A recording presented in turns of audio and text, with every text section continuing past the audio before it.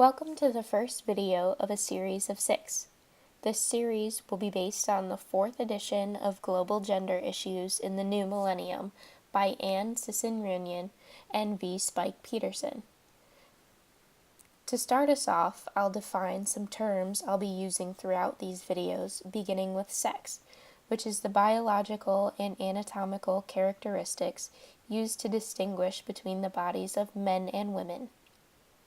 Gender, not to be confused with sex, is socially learned behaviors and cultural expectations which may be influenced by sex and may vary among societies. Heteronormativity is the belief that heterosexuality is natural and preferred.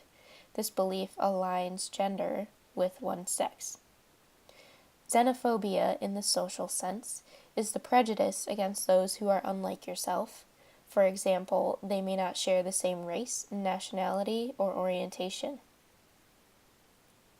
The main focuses of this video will be intersectionality, privileges, perpetuation of inequalities, gender constructs, expectations and issues surrounding inequalities, as well as some examples of these inequalities.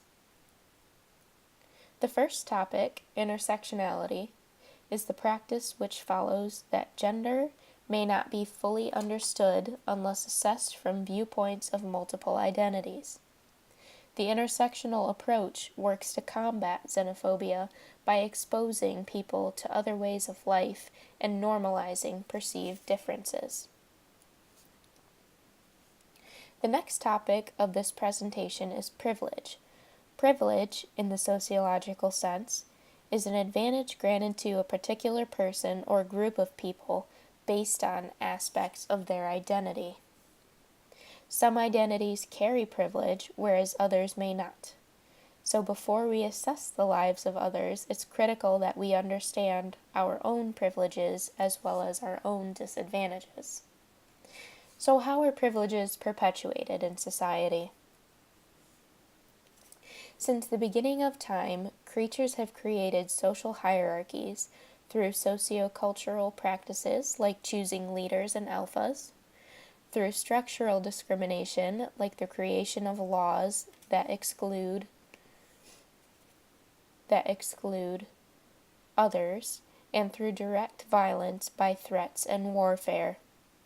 To top it all off, these acts are often justified as a means to protect the values upheld by leaders.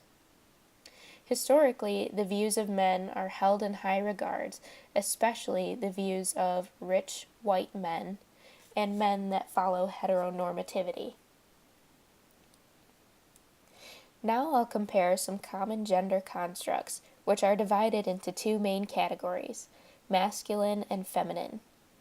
Masculine traits include, but are not limited to, being independent, strong, aggressive, dominant, apathetic, and experienced. Feminine traits include, but are not limited to, being dependent or collaborative, weak, peaceful, submissive, emotional, and naive. Some common expectations of feminized actors are to be subservient, to provide adequate services that enable the masculine actors to carry out their roles, and to maintain domestic issues like the care of children and the elderly, maintenance around the home, and reproduction.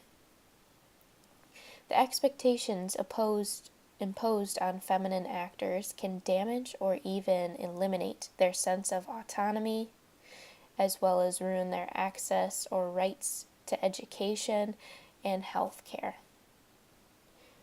One specific example of domestic gender inequality is the attack on Planned Parenthood, which is an organization known to provide health and educational services for women, and especially the economically disadvantaged. Another example of domestic inequality that is currently in the news is the exposure of Hollywood rapists, many of whom are male. The frequently female victims endured abuse of power for years and have finally been given a platform to speak on. An example of perpetuation of inequality on a global level would be female genital mutilation, which is an often dangerous procedure used to deny the rights of girls and women, notably in Africa, Asia, and the Middle East. Another example is the practice of sati, which has been recently outlawed, I believe in the 1980s, which is the act of self-immolation in the event of the death of a husband. It's the way a wife proves her eternal devotion to her husband, basically through committing suicide to follow him into the afterlife.